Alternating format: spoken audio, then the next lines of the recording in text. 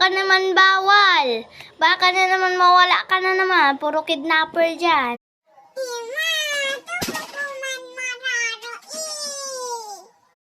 Tawagin mo si ate mo. Maglaro kayo. Pero dito lang. Huwag kayong lalabas. Okay, ma.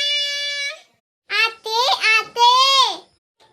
Ano ba yan si Bunso? Nakakainis. Tumatawag na naman. Ano ba naman yan si Clarissa? Tinatawag ni Bella. Tapos, hindi naririnig. Ano yung bingi? Clarissa!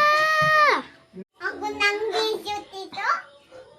Mama, ano po yon? Tawag ng tawag yung kapatid mo, di mo naririnig?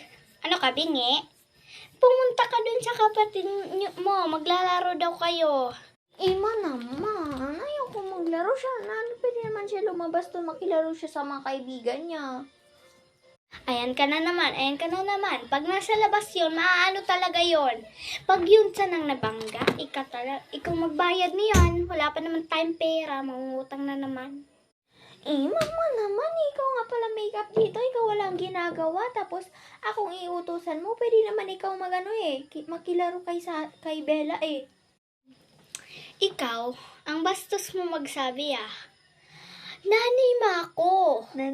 Kapatid mo yun at dapat may respeto ka sa kanyang makipaglaro, hindi ako. Marami kaya akong gawa. Tinatawag ka na ng kapatid mo. Pumunta ka na dun, kundi kukunin ko to. Nanay, pupunta na.